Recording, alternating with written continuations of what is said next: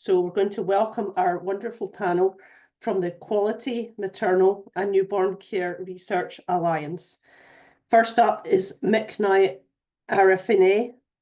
She is a community perinatal health worker and cultural organizer who holds a master's degree in applied anthropology from Oregon State University.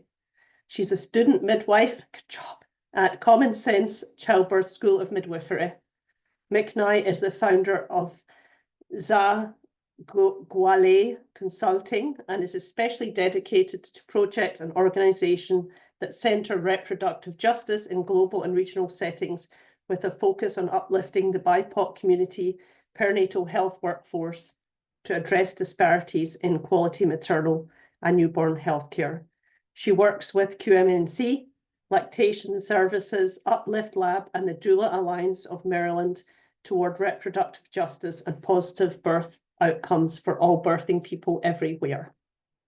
Our next connected person is Professor Allison Cummins. She is the head of midwifery at the University of Newcastle in Australia. Allison's research focuses on scaling up midwifery continuity of care models. Her research in enabling new graduate midwives to transition directly to working in midwifery continuity of care has had impacts in Australian maternity services. A product of this research is a new graduate transitional workshop to continuity of care models that is being implemented in health services. She also has shifted focus slightly to ensuring women with perinatal health conditions such as anxiety and depression can access a known midwife throughout their pregnancy, birth, and the early parenting period. Allison is the steering committee member for the QMNC, and we now have over 1,000 members in QMNC. She's also the associate editor of the #1 journal of midwifery in the world, which is WOMI, Women and Birth International. So welcome, Allison. And last but not least is the amazing Melissa Cheyney, PhD, LDM. She is a professor of clinical medical anthropology at Oregon State University and a community midwife. She co-directs Uplift, where she serves as the primary investigator on more than 20 maternal and infant-related research projects, including the Community Doula Project. She's the author of an ethnography entitled Born at Home and co-editor with another friend of BIDM, Robbie Davis-Floyd, of Birth in 8 Cultures, and also author or co-author of more than 60 peer-reviewed articles examining cultural beliefs and clinical outcomes associated with midwife-attended birth at home and in birth centres in the United States. In 2019, Dr. Cheyney served on the National Academies of Science, Engineering and Medicine's Birth Settings in America study, and in 2020 was named an eminent professor by OSU's Honours College. She also received their prestigious Impact Award for her work in International Reproductive Health Laboratory and with the Midwives Alliance of North America Statistics Progress Project. She is the editor-in-chief of the journal Birth Issues in Perinatal Care, and most amazingly is the mother of a daughter born at home. Please give a great big warm BIDM welcome to our friends from QMNC. Thank you, and I will hand over control to Allison. Thank you so much, Jane. I'll add that my daughter, who was born at home on International Day of the Midwife. So she came 2 weeks early just to be born on May 5th and to spend the rest of her life having to go to events like this on her birthday. She's now 16 and has realized that these are not actually for her birthday. And so she started to protest and wants to have her own birthday celebration. So on behalf of the QMNC, the 1,000 member strong organization, we'd love to say thank you for having us here. We are so honored to kick off this year's virtual International Day of the Midwife. And today what we want to talk to you about is changing the culture of knowledge production. So we want to discuss the ways that we can come together on a virtual platform through the QMNC Research Alliance to disrupt knowledge production in the way it's been performed over the last several hundreds of years, to think about how we might move forward in elevating a broader array of ways of knowing. So that's the topic of our presentation today, and you'll hear from the three of us. So we'll go to the next slide, and I'll give you just a little bit of an overview of what we'll be doing.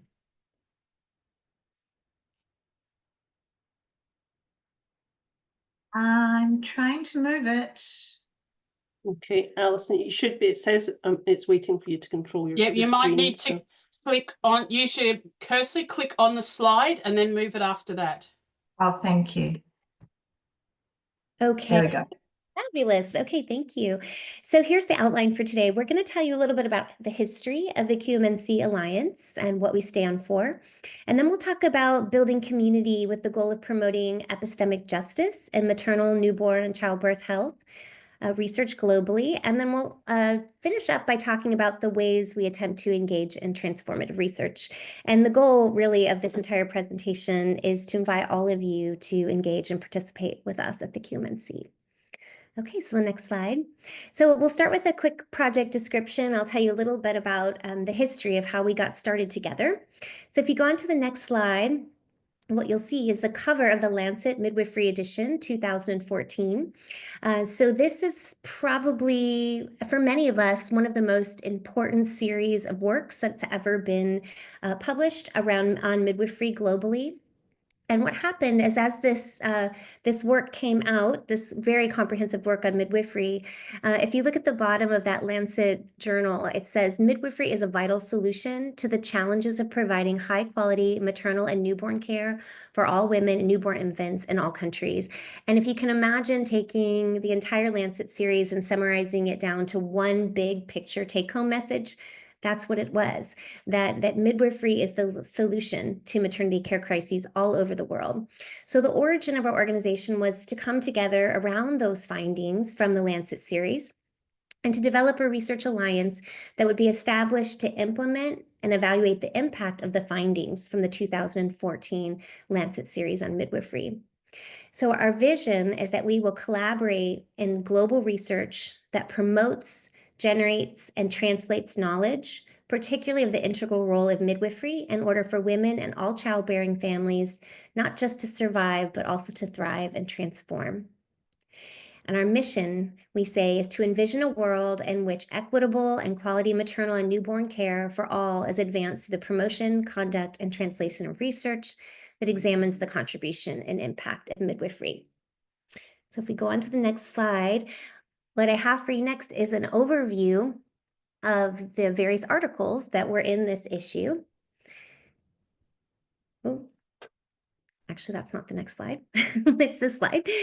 So who are we? We're an alliance of researchers, midwives, clinicians, advocates, and policymakers. And most of the members of the QMNC wear more than one hat.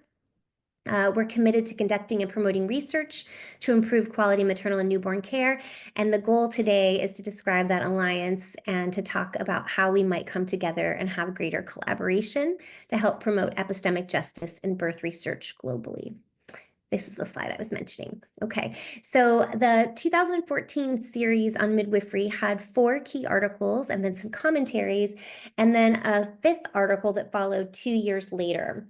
So that first article, Midwifery and Quality Care, proposed a framework that guides the work of the QMNC. So that first article synthesized all the current research on midwifery and found that midwifery could improve more than 50 outcomes.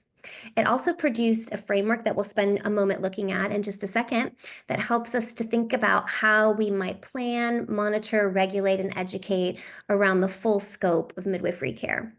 The second article used a very detailed modeling system to project what would happen if we were able to upscale midwifery all over the world. So if there was universal provision of midwifery care that included family planning, this modeling showed that it could avert preventable maternal and infant death and suffering more than 80%. And so as researchers and advocates, we have this deep appreciation when research shows you the path forward and says, if you want to improve outcomes globally, here's the answer for you. And yet we know that it isn't just about the research, that we also have to have the political will and the resources to move midwifery forward globally. And what we can learn from the third article is this is a 4-country case study that shows a deep analysis of what's happened in the 4 countries that have done the best job over the last several decades in improving maternal and infant health. And what we can find there is that certainly research has been important, and upscaling midwifery has been important, but it isn't just coverage. It isn't just making sure that every person has access to a midwife. We know that the type of midwifery care that all people need is high quality and respectful care that reduces over-medicalization and integrates midwifery into the larger community of maternal and infant healthcare providers.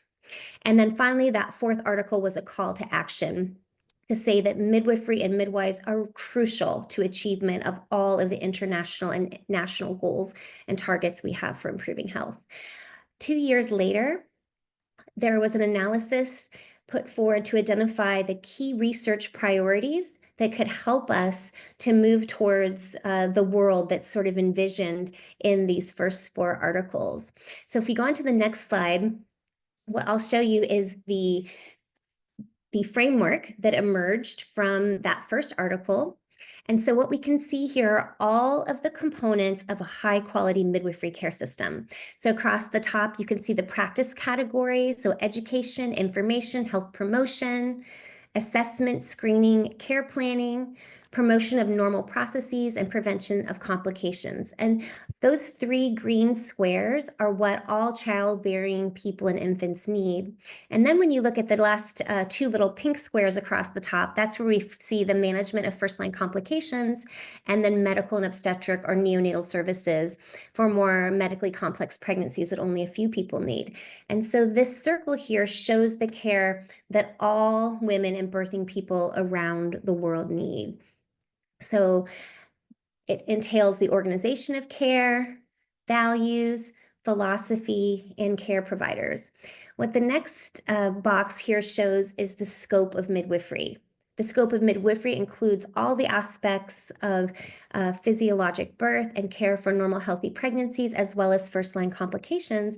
And on the next slide, what you'll see is where all or almost all, well over 90% of the research dollars go today, and that is to the investigation of medical, obstetric, and neonatal services, which is a small portion of what only a few people need. And so the goal of the QMNC is really twofold. The first piece is to disrupt current research as it sits and to move the research emphasis away from that focus on the care that few people need to the care that all people need, the scope of midwifery. And the second way QMNC envisions disrupting current trends in the way knowledge is produced is by asking who is producing that knowledge. How do we grow the field so that those who are closest to the problems, who are presumably also closest to the solutions, have a voice in global maternal newborn care research? So these are the values that guide our research. We want our research to have maximal impact. We want to ask questions that can be answered, implemented, and then scaled up to sustainability so they have an actual impact on the communities that they are designed to serve. And we want to value community involvement. And again, when we say that those closest to the problem are also closest to the solution, that's a reminder to ask the individuals that are most impacted by the most pressing problems in our maternity care systems what their needs are. And so community-led work is a value of the QMNC. And then you can see that that green square is equity. And that's the idea that when we think about answerability, sustainability, community involvement, and maximal impact, all of those questions and research values and goals must be evaluated and implemented through a lens of social justice and equity. And for us, that means centering those made most vulnerable by systems of oppression. In the country I live here in the United States, our system is built around caring for those who can pay and caring for those who have privilege. And what we say at the QMNC is that that's the exact opposite focus. Our focus needs to be on those made vulnerable by systems of oppression. And as we elevate the health outcomes for those communities, everyone else will be okay as well. And that's what we mean by equity. And so on the next slide,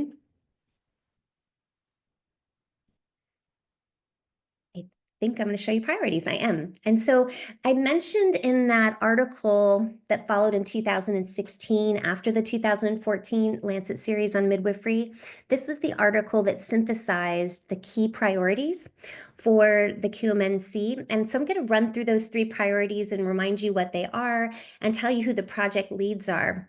And let you know that when you join the QMNC, this is the way we organize. And so you'll learn in just a few minutes about the structure of our online system. And so here are the 3 priorities or ways that you can come into the system and begin to network and connect with other researchers who are interested in what you're interested in. So our first priority is investigating midwifery as a model of care. So investigating the impact of quality maternal and newborn care, and in particular, the contributions of midwifery to maternal, newborn, and related outcomes across diverse settings. So in all places around the world. And you can see there we have 4 project leads. And on the next slide is priority 2. Priority 2 is to identify and describe aspects of care that either optimize or disturb physiologic childbearing, so physiologic childbirth for people and their fetus, newborn, and infant. And you see we have 2 project leads there. And then the third priority, which I co-lead with Dr. Vadam at University of British Columbia, is to determine which indicators, measures, and benchmarks are most valuable in assessing quality maternal and newborn care across settings, including centering the views of those who bear children. Our goal is to identify gaps in the research tools that we have, and to address those gaps by creating new measures to measure the things that we know are important to us as midwives, and then to the people that we care for. And Micknal has put in the chat something we love to say: we want to measure what we treasure. So what we care most about is what we want to center in the ways we think creatively about how to track the outcomes that the model of care we provide can produce. And on the next slide here, this is really the core of that second form of disruption that I mentioned. So not only are we looking to disrupt the flow of research dollars to medically complex pregnancies and to think about how we can center research and implementation on the kinds of care that all people need, we also want to ask whose knowledge gets produced and reproduced. And I will say that in my position as the editor-in-chief of the journal Birth, what I can see is that there is a disproportionate amount of knowledge being produced by just a handful of nations. And what this shows you here is a diagram that comes from an article called Whose Voice Counts. And it shows that much of the insight that we have from the published literature on how to best improve outcomes for global sexual and reproductive health comes disproportionately from the USA and Canada. So this is something that, that we feel quite concerned about. We can see that many countries are not even represented on this chart. And we wanted to dig into that a little bit. So the next diagram is going to show some really interesting learnings that we've had from traveling around to various conferences all over the world and spending time with community members and talking about what some of the barriers are to impactful research. And so what I'm going to show you here is sort of an idealized way that researchers move through the production of knowledge. And on the next slide, I'm going to show you what we heard from community members who are part of the QMNC about where the major barriers are to achieving those things. So we have conceptualization of the idea or setting of the research question, then accessing or collecting data, either from existing data sets or new data collection systems to gather the data we need to answer those questions.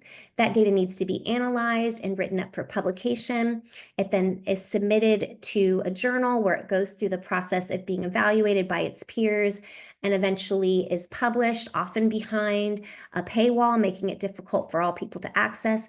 And then once an article ends up in a journal, that may be the end of it. Not all research that's published actually moves from that journal article out into the world in a way where it can impact policy, it can impact service users, or it can impact care providers, and that's dissemination. And so sometimes dissemination is limited.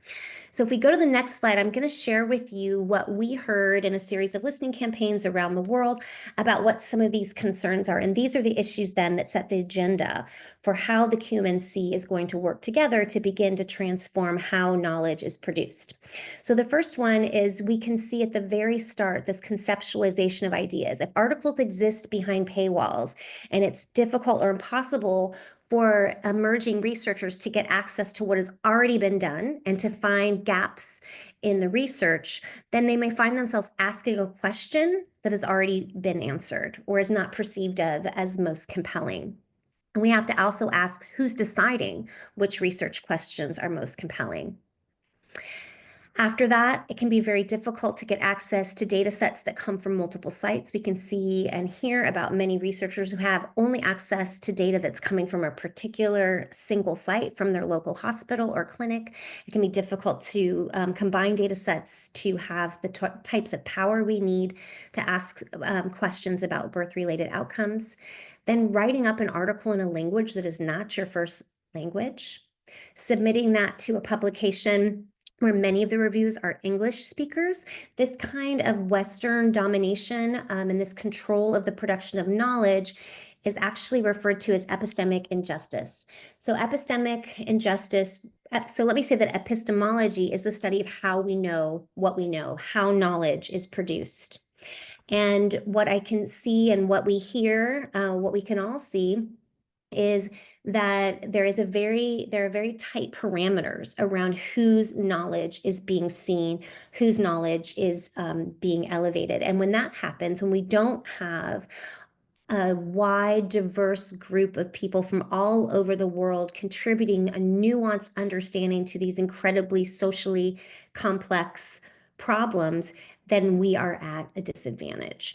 And that disadvantage we call epistemic injustice or epistemic violence. And that is when we prevent the array of voices that would be needed to come to a viable solution from being heard. And this, again, is the ways that that can happen. Once articles are published, assuming that they make it to publication, which is obviously very imbalanced, there's a lot of pressure for open access, but that is a cost that is put back onto the researcher, and often that is quite challenging to be able to pay for those services. And then once the article goes to press, without some method for disseminating the key points, and to thinking about how that might be implemented, often the life of the research ends with the publication of the article rather than having it be the beginning of the life of the article. And so these are the ways that the QMNC attempts to intervene in the structural violence that is the result of the epistemic stronghold by the global north on knowledge production and maternity care. Okay, so I'm going to turn the slides over now to Arefaine, who will talk us through the second part to say a little bit more about how we're building community together on a shared website to help disrupt the systemic injustice and change the culture of knowledge production. Thank you. Thanks, Missy. Thank you, everyone. Nice to be here. My name is Arefaine. My pronouns are she and they, and I am here from Baltimore, Maryland in the USA. And I just want to name that I'm on stolen land, unceded lands of the indigenous people who are here first and who continue to steward this land. And that I just want to take a moment to acknowledge anyone else who wants to put anything in the chat about where they're from, if they want to honor the lands that they're from. I am displaced from my lands in northern Ethiopia and East Africa, and I've been born and raised in the US. I'm very privileged to be in this space. So thank you, and so honored to be in this space with all these folks. Loving reading the chat and seeing where everybody is from. So hope we continue to connect on the platform. All right, so This is about building community to disrupt systemic injustice in maternal and newborn care knowledge production. That is a mouthful. This is a picture of our group at the International Maternal and Newborn Health Conference in Cape Town, South Africa in 2023. We have some of these people here in the chat. We have Philip Chirwa here next to me, and also a midwife and an educator. And then we have Bahar, who's our research manager. She's from the Netherlands. And here we have Tamara from Lebanon. All right, next slide. Okay, so what is part of the problem? So we're all here today, and this is amazing, right? We're here for this session. But in our day-to-day lives, a lot of times we're seeing a lot of separation. And we call that being siloed and these sort of separate pods that don't really connect. And so when you see those power dynamics, we can combine separation with power dynamics. It really causes a lot of issues. And so in the career stage, we have early folks who are just starting out as scholars, and then we have folks that have been doing it for a while, but still may not feel that they've gotten to where they want to get in their career. And then you have the senior folks. And actually, what I would love for folks to do in the chat is if you identify with any of these stages, if you're a researcher, go ahead and pop it in the chat, because I'd love to know kind of how people self-identify. And then we have the geography, the global majority, the global north. We like to say the global majority because it's a reminder that most of the people, right, the majority of folks in the world are not necessarily the ones who are being represented in the work. And so the global north, as we know, has a lot of the power and money and colonial power, obviously. And then credentials. So we have midwives and we have physicians. And definitely in the United States, because of the history of midwifery and medicine, we have a very big divide. In fact, physicians were instrumental in eliminating midwifery. So thank you. I'm looking at the chat as well. Thank you for folks who are responding. And so next slide, please. All right. This is what we're trying to do at QMNC. This is our lofty goal of bringing folks together. So putting early, middle, and senior scholars together to work on projects, to have conversations in informal and formal spaces, and to really be able to mentor each other and really start to change who we see in these sort of leadership positions in the world of midwifery and really maternal newborn care research. Same thing, midwives and physicians. How do we start to collaborate and really change the relationships one by one? I know it can be hard to do it on a higher level. We recently screened a film called Birth Wars, and it was really difficult to see the ways in which the physicians in that film viewed physiological birth and midwifery. And it led to an issue where you had lots of midwives being trained and they didn't have placement because of still the financial backing of physicians. And then the global majority and the global north, right? How do we bring these together? And this isn't a binary necessarily, right? A lot of us are people from the global majority living in the global north and these very complex identities. And so we want to actually really dive into that. But really on the surface, we do know there's a huge divide geographically, who's able to come to conferences. And so really starting to bridge that. Next slide. So one of the ways that we do this is through an online platform. It is for connecting researchers to build community across space and place. And Missy likes to call it a dating app for researchers, so like Tinder for researchers. And we actually have our two community managers here today. We have Jodine Chase in the chat, and we have Philip Chirwa. So please, if there's anything else that you would like to know, please connect with them. They are, when you register with the QMNC, Jodine sees you and is the one who directly, Jodine and Philip directly communicate with you. And this is like not a AI or automated thing. It really is people paying attention to all of our members. And right now we've just reached over 1,000 members. And you can see here we are an alliance of researchers and advocates and midwives and all different people who are interested, who share an interest and a passion for this work. And on the research platform, you can choose where you want to engage. And if you find that there's something that you are wanting to see more of, or you want to say like, who's interested in this, you can create, along with the help of our community managers, your own section, and you can invite people to converse on whatever topic you want to. And so here you see our 3 priorities that Missy named.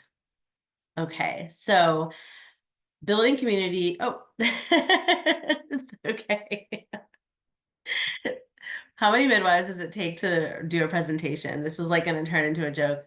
But I love it. It's so endearing. But we're making it work. Everybody's doing a really, really good job. So I just want to thank everyone for their effort. Okay, so yeah, so you can go to the next slide. I think it's Allison running it. Thank you.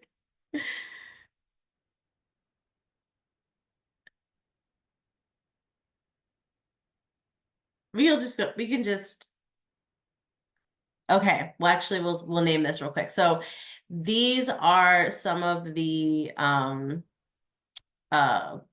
conferences that we're at, and one of the things that we do is we'll identify a QMNC research track. And so if you're interested in having more connection with QMNC and you're at one of these large conferences, you're able to jump in.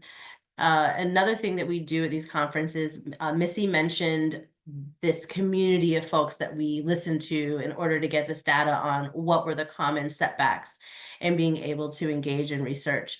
And a lot of that's actually done in person at conferences. And so we were at ICM in Bali a few years ago, and it was fantastic. We had a room full of midwifery researchers, most of who are midwives.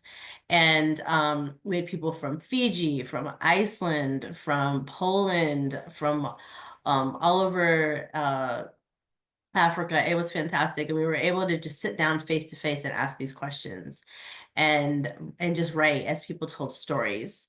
And so this is one of the ways that we're able to connect, but we also recognize that a great deal of effort and money and privilege goes into being able to attend conferences. And so we also do our best to sort of take this same concept and put it onto the platform and democratize it so anybody can engage in it. Next slide.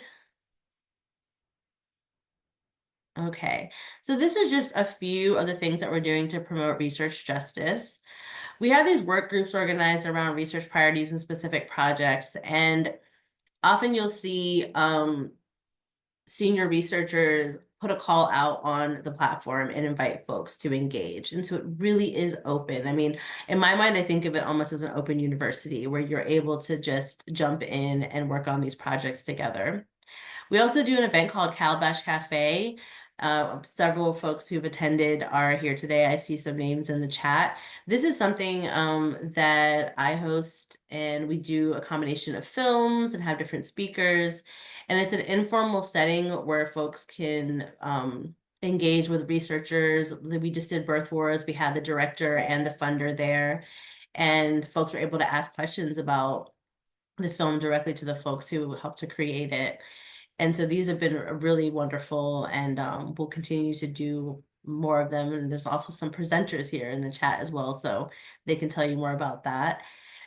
We also, like I said, we have the QMNC track at events and conferences. We have 6 WHO region fellows. So we have different research projects, and we brought on one fellow from each of the World Health Organization regions in the world. I'm very fortunate to work with my fellow Sanjana from India. She goes between India and Australia. We definitely have some 6 a.m., 2 a.m., 3 a.m. meetings with folks.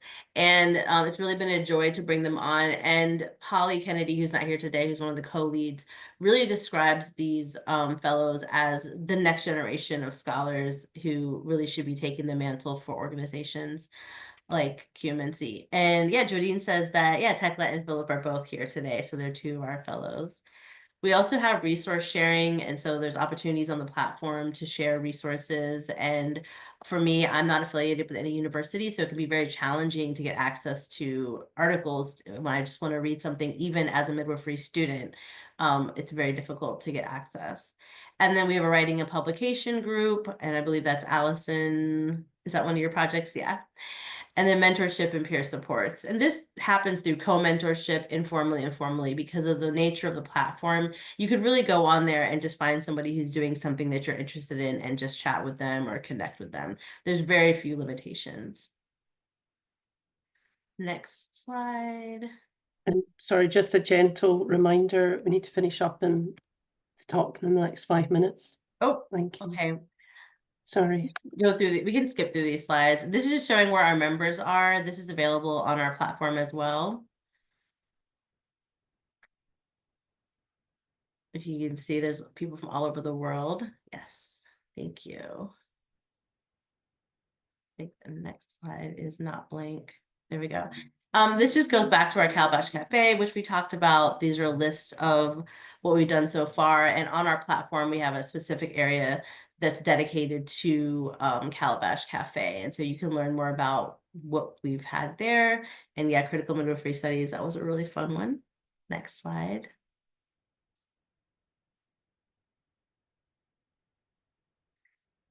This is what back to our international conference presence, which we talked about, and we will be at the conference in the UK in September as well this year, and we'll be back at it again, just talking to as many midwives and researchers as we can. Next slide. And then here's our team, and you can connect with us online on the platform. And we have someone saying, I love Calabash Cafe. I think Celine's been to like every single one. So you can talk to Celine about how they've gone. All right. And we can go to the next slide. That's Allison. Thanks, Micknal and Missy, and for the opportunity to present this information here at the virtual International Day of the Midwife. Happy International Day of the Midwife. It has arrived in Australia. And also I would like to acknowledge the Camaragal people on whose lands I'm meeting today, the traditional owners of this land. And I'm just going to, in this last section, talk about what we do to engage in transformative research. The slides are a bit delayed in moving. So our current projects, you can see, are on a global scale and they address our priorities. So in London, England is leading priority 3, metrics, and also in Pakistan, we have the epistemic justice scoping review being led in India.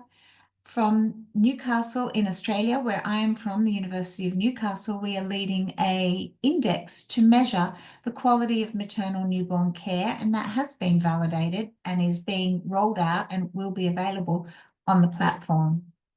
In Zambia, they are leading the community work of research. And in Namibia in Africa as well, the 10-year anniversary of the QMNC Lancet Series in midwifery work is being led.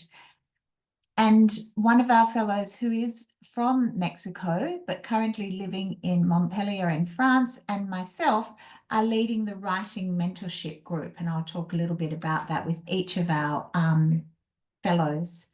So I'm going to introduce you to our research fellows. This is Dr. Elise Pussing, who is located from the Western Pacific region of the WHO, and her primary affiliation is at the University of Newcastle with me, and she's a research fellow for Priority 1, Midwifery and Other Care Models.